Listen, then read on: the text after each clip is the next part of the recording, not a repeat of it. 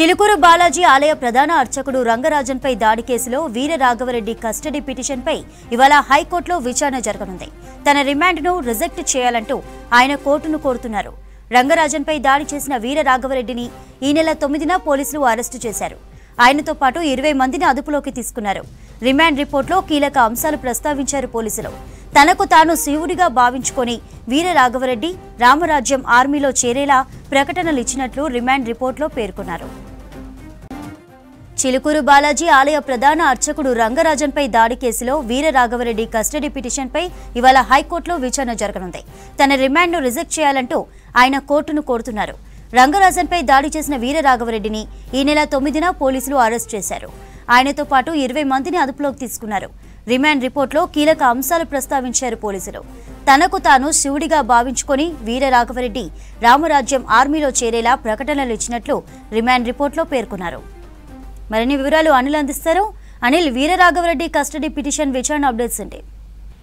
చంద్రిక, చిలుకూరి బాలాజీ ఆలయ ప్రధాన అర్చకుడు రంగరాజన్ పై వచ్చినటువంటి దాడి కేసులో ఈ నెల 9న కూడా ఏదైతే వీర రాఘవరెడ్డి అనే అతనితో పాటు మరొక 20 మందిని కూడా పోలీసులు అరెస్ట్ చేశారు. తర్వాత వారిని రిమాండ్ కూడా పంపించడం జరిగింది. ఇక వీర రాఘవరెడ్డితో పాటు 20 మంది కూడా అరెస్ట్ చేశారు. సో అతని ఆ రిమాండ్ రిపోర్ట్ లో కూడా చాలా కీలకమైనటువంటి అంశాలు పోలీసులు నాకు వెల్లడించారు. సో ఈయన ఏదైతే ఈ రిమాండ్ ఏదైతే రిజెక్ట్ చేయాలన్నటువంటి క్రమంలో అటు హైకోర్టులో కూడా పిటిషన్ ఇచ్చారు. సో పిటిషన్ పై ఈ రోజు హైకోర్టులో విచారణ జరగనుంది. సో మొత్తానికి అయితే ఇటు హిందూ సంఘాలు కూడా చాలా వరకు ఈ చిలుకూరి బాలాజీ ఆలయ ప్రధాన అర్చకుడిపై చేసినటువంటి దాడిని కూడా చాలా వరకు హిందూ సంఘాలతో పాటు పెద్ద ఎత్తున కూడా ఖండించారు. సో ఈ 20 మందికి సంబంధించినటువంటి ఏదైతే దుష్ట శిక్షణ అంటూ కూడా ఒక వారుగా ఒక టీం ఏర్పడి అతడు ఎన్నో అక్రమాలకు అంటే బెదిరింపులకు పాల్పడుతూ ఇట్లాంటి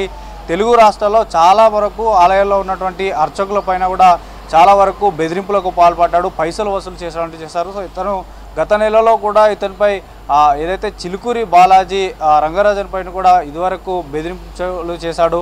తన గ్రూప్లో చాలా వరకు పబ్లిక్ని కానీ తర్వాత ఇక్కడికి వచ్చినటువంటి భక్తులను కూడా చేర్పించాలంటూ కూడా చెప్పాడు. సో దానికి నిరాకరించినటువంటి చిలుకూరి బాలాజీ ప్రధాన అర్చకుడు రంగరాజన్ పైన కూడా దాడి చేయడం జరిగింది. సో మొత్తానికి ఈ ఎంటైర్ ఇష్యూలో మాత్రం ఈ పోలీసులు మాత్రం చాలా రిమాండ్ రిపోర్ట్లో కూడా కీలక వివరాలు కూడా వెల్లడించారు. ఇతనిపైన గతంలో కూడా క్రిమినల్ కేసులు కూడా నమోదయ్యాయి హైదరాబాద్ నగరంలో అంటూ కూడా చెప్పారు. సో అతను ఏదైతే ఈ హైకోర్టులో పిటిషన్ వేశాడో తన రిమాండ్ రిపోర్ట్లో ఉన్నటువంటి ఈ రిమాండ్ను విధించారు కాబట్టి దాన్ని రిజెక్ట్ చేయాలన్నటువంటి ఉద్దేశంతో హైకోర్టులో పిటిషన్ వేశాడు. పిటిషన్ను ఈరోజు హైకోర్టులో విచారించనుంది. మొత్తానికి ఈ నెల 9న అరెస్ట్ అయినటువంటి వీర రాఘవరెడ్డితో పాటు 20 మందికి సంబంధించినటువంటి వారికి సంబంధించినటువంటి డాటా కూడా మొత్తం పోలీసులు తీసుకున్నారు. అసలు వీరు ఎక్కడెక్కడి నుంచి వీరంతా ఒక గ్రూప్గా ఏర్పడారు, అసలు వీరు ఏ కార్యక్రమాలు చేస్తున్నారన్నటువంటి విషయాలను కూడా పోలీసులు ఇంకా